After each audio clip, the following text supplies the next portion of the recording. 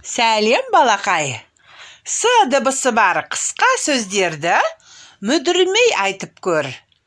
С дыбысының дұрыс айтылуын мұқият қадағалаңыз. Бас, тас, қас,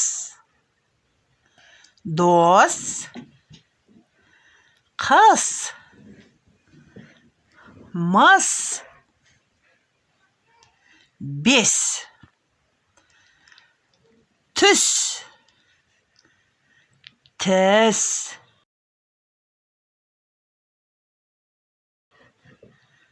Әдемі ТВ каналына тіркеліп, лайк, комментарий қалдыр.